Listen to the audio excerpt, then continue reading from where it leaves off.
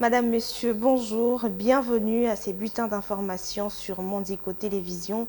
Il est 11h30 à Kinshasa, une heure de plus à l'est du pays.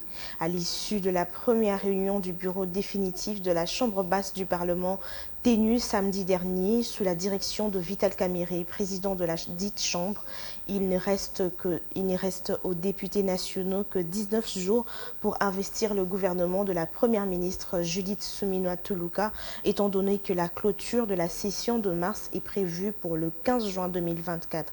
Le détail dans cet élément.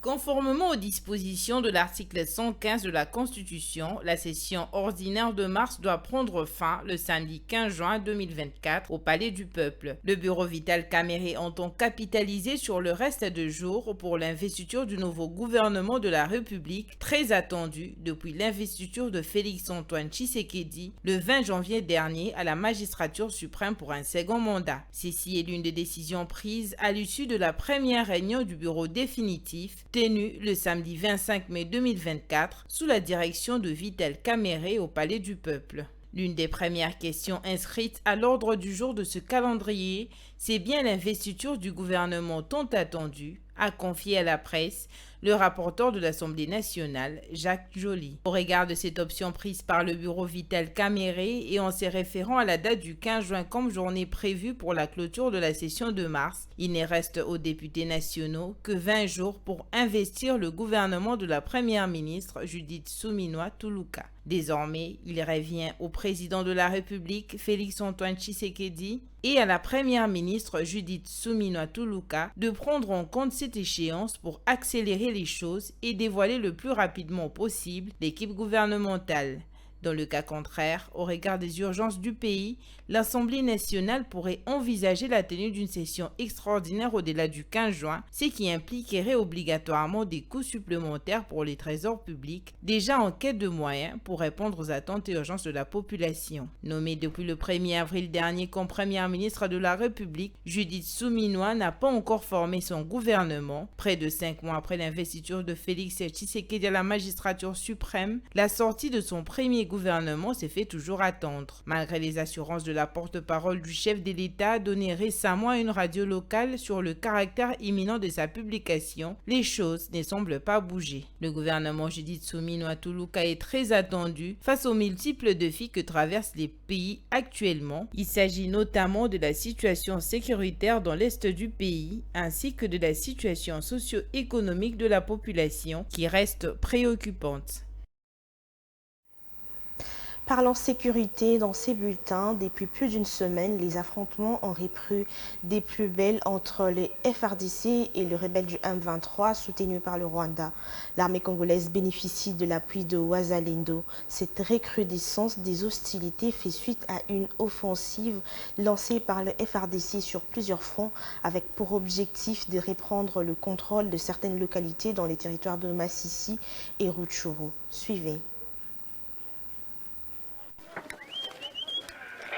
Les combattants du M23 opposent une résistance farouche, mais les FARDC maintiennent la pression.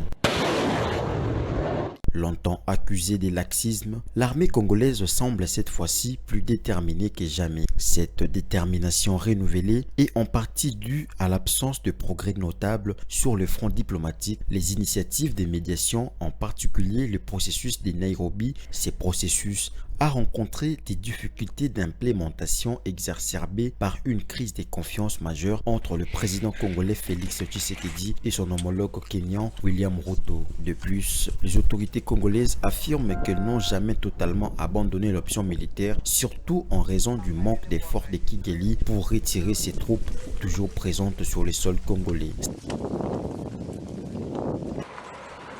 Cette présence continue alimente la détermination des FARDC à poursuivre l'offensive pour protéger la souveraineté nationale, explique un membre du cabinet de Félix Tshisekedi. Cette posture est nourrie par la dynamique sur les terrains militaires où les FARDC ont récemment renforcé leurs capacités avec l'arrivée de nouvelles troupes sur la ligne de front et l'augmentation du moyen aérien militaire. Ces renforcements visent à intensifier la pression sur les M23 et à préparer le terrain pour l'entrée en scène prochaine des troupes de la communauté de développement de l'Afrique australe SADC. Les sources au sein de cette force assurent que l'acheminement du matériel militaire va s'accélérer dans les semaines à venir, offrant ainsi un soutien logistique et stratégique aux opérations en cours. En outre, un nouveau bataillon de FARDC est prêt à Lubumbashi et est sur le point d'être déployé au Nord Kivu pour faire face à la rébellion du M23. Il s'agit du 2e bataillon de la brigade, les Aiglons, qui va appuyer Samir RDC, déjà présente dans la zone. Avec ces déploiements supplémentaires, le FARDC espère renforcer leur position sur les terrains. La province du Nord Kivu compte à ce jour plus de 3 millions de déplacés suite à la guerre d'agression qu'impose à la RDC son voisin, le Rwanda, sous couvert du M23. Selon les humanitaires, la crise humanitaire due à cette guerre nécessite plus de 2 milliards de dollars et la mobilisation à ce jour est de moins de 20% des fonds. Et pour clore, les députés provinciaux de la province de Mai-Ndombe devront à nouveau se présenter dans les urnes ce mercredi 29 mai 2024 pour élire les nouveaux gouverneurs et vice-gouverneurs de cette province. Selon les résultats provisoires publiés par la Commission électorale nationale indépendante, après les opérations de vote organisées dimanche 26 mai, aucun candidat gouverneur n'a atteint la majorité absolue, soit 50% de votants, plus d'une voix. Suivez.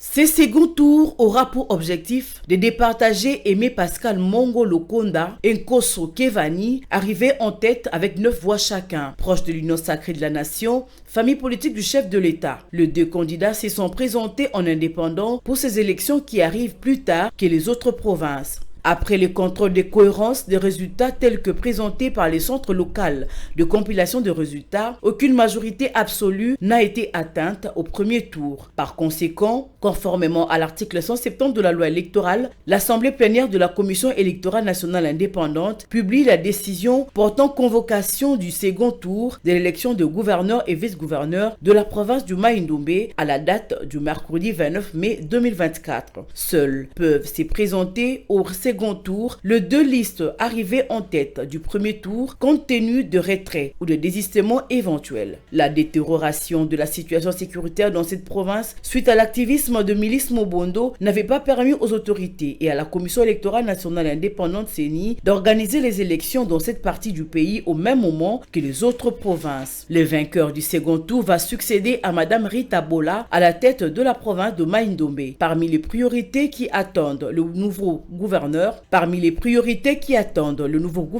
il y a notamment l'amélioration de la situation sécuritaire et l'amélioration de la situation socio-économique des Congolais de cette partie du pays. C'est cet élément qui met fin à ces bulletins d'information. Madame, Messieurs, merci de votre attention soutenue. Restez branchés sur Mondico Télévision, une pensée, un écrit.